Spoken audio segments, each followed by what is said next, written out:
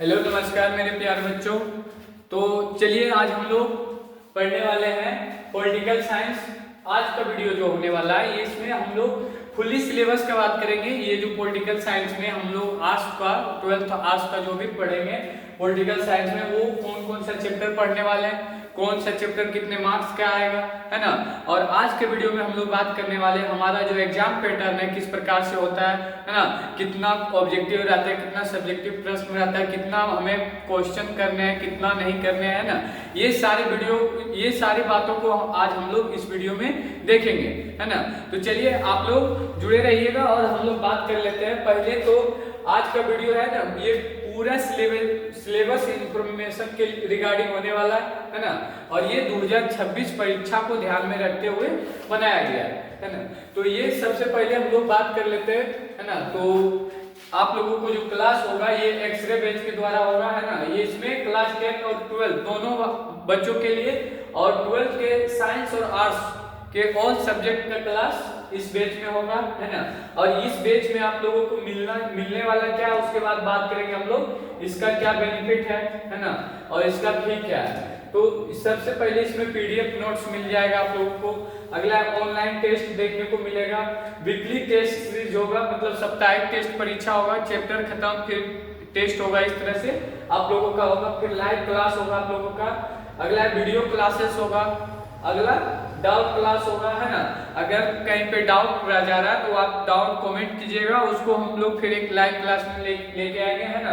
उसको हम लोग बात करेंगे और बात कर लेते हैं इतना सारा कुछ मिलेगा तो ये कोर्स कहाँ पे मिलेगा इसके बारे में अगर हम लोग बात कर ले तो ये जो कोर्स आप लोगों को बाल स्टडी ऐप जो है प्ले स्टोर पे आप जाइएगा, बाल स्टडी सर्च कीजिएगा, वहाँ पे आप लोगों को मिल जाएगा।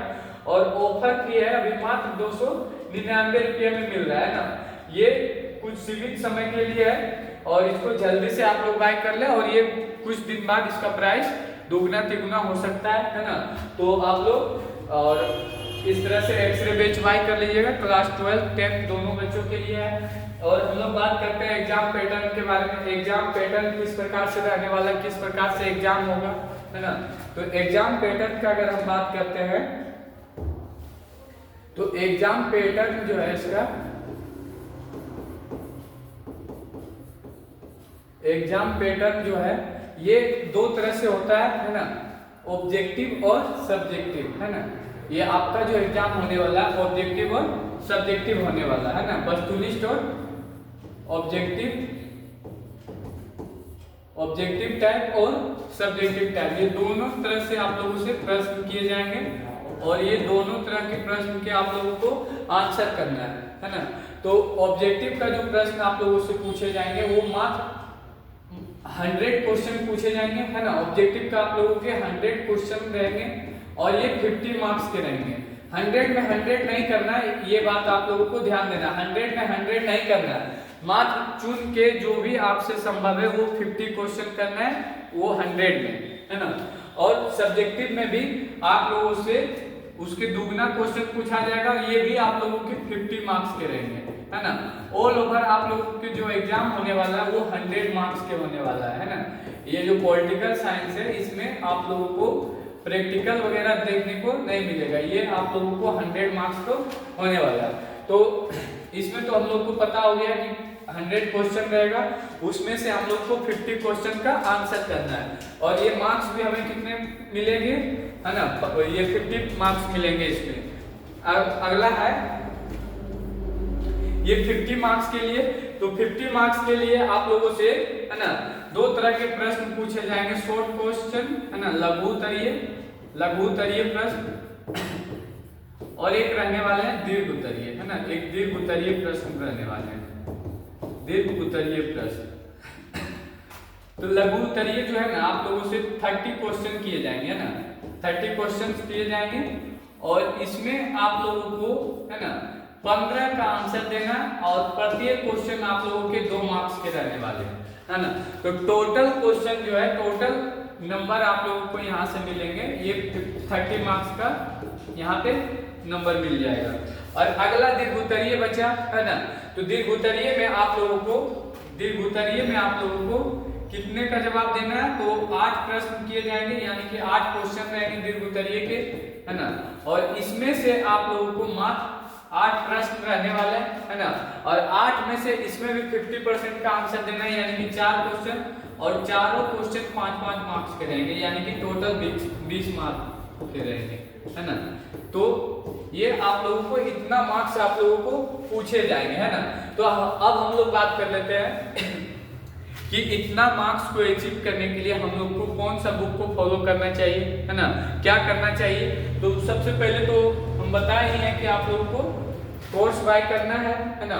कोर्स में आप लोगों को लाइव क्लास मिल जाएगा, है ना, लाइव क्लास मिल जाएगा, और डाउट सेशन ये सभी मिल जाएगा, पीडीएफ नोट्स मिल जाएगा आप लोगों को, है ना, पीडीएफ नोट्स मिल जाएगा।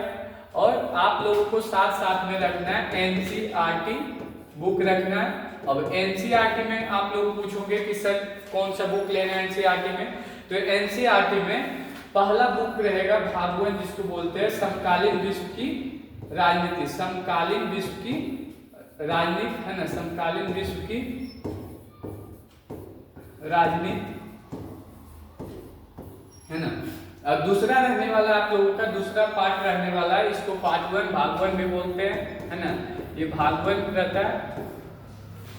और अगला है पार्ट 2, है ना, स्वतंत्र भारत में राजनीति, है ना, ये है स्वतंत्र भारत में भारत की राजनीति, ये दूसरा बुक आप लोगों का रहने वाला है। चलिए, और ये भाग दो होगा, है ना, ये भाग 2 होगा। तो सबसे पहले भागवत हम लोग पढ़ेंगे, इसमें दोनों में से 50-50 मार्क्स पूछे जाते हैं ना, दोनों में 50-50 मार्क्स अप्रोक्स पूछे जाते हैं, लगभग 50 मार्क्स के दोनों में पूछे जाते हैं 50-50 मार्क्स को।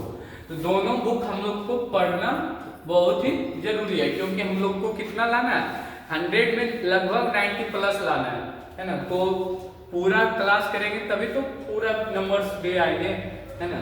तो इसके लिए हम लोगों को पहले जो पार्ट 1 वाला जो बुक है, पार्ट 1 वाला जो बुक है, भागवत वाला जो बुक है, इसमें से आप लोगों के भागवत वाले जो बुक है, इसमें से आप लोगों को पूछे जाएंगे। ये बुक का नाम रहेगा समकालीन विश्व की राजनीति, है ना, समकालीन विश्व की राजनीति रहेगा।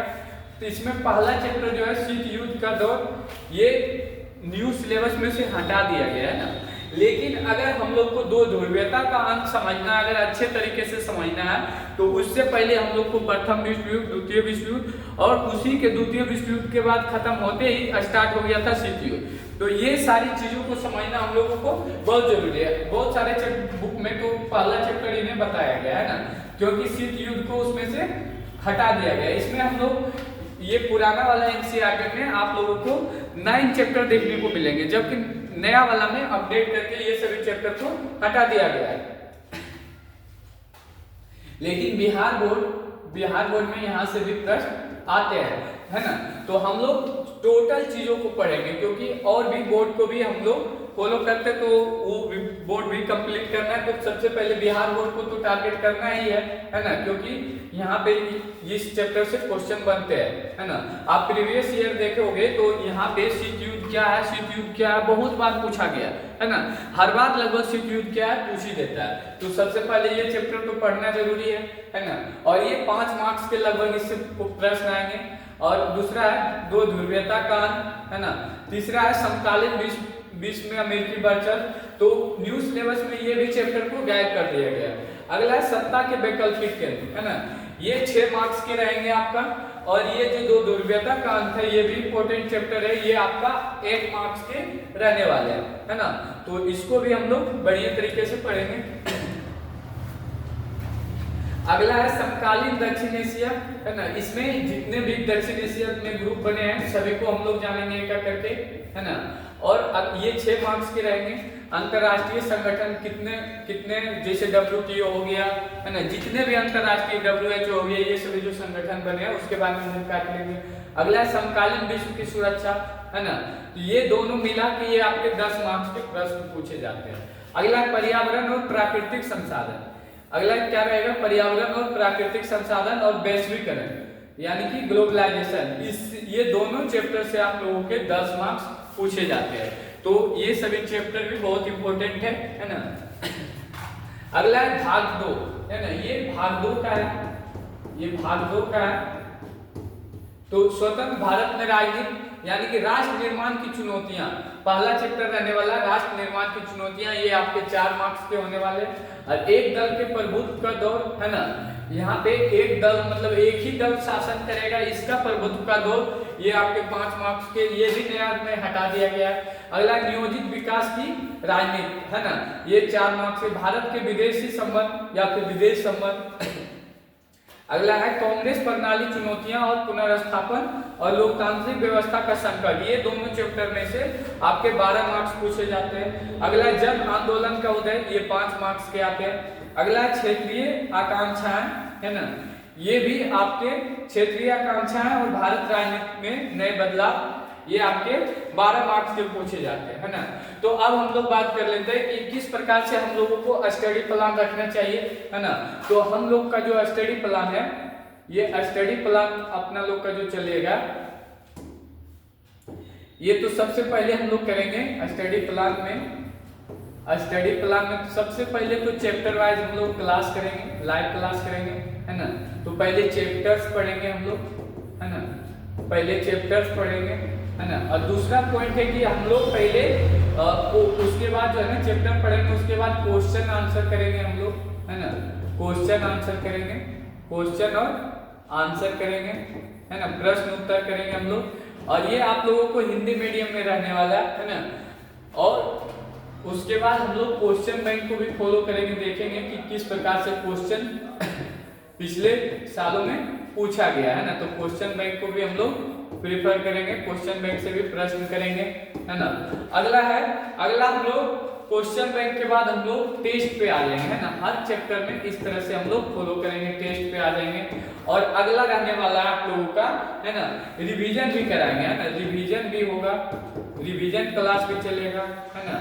रिवीजन भी कराएंगे। पहले अगर भाग 1 खत्म हो गया तो भाग 1 का हम लोग पहले रिवीजन करेंगे, 1 शॉट में देखेंगे, लाइव में टोटल चीजों को हम लोग डिस्कस करेंगे, है ना।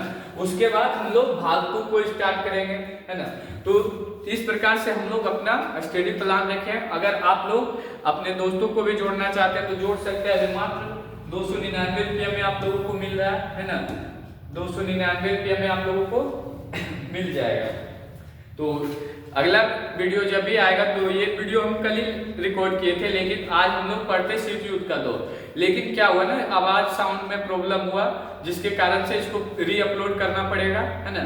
तो जिसके कारण से आज हम लोग इसी वीडियो को रिकॉर्ड कर रहे हैं, और बाकी क्लास जो भी होंगे वो लाइव क्लास होंगे, है ना।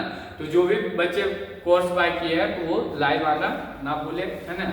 चलिए मिलते हैं अगले वीडियो में, तब तक के लिए जय हिंद जय भारत।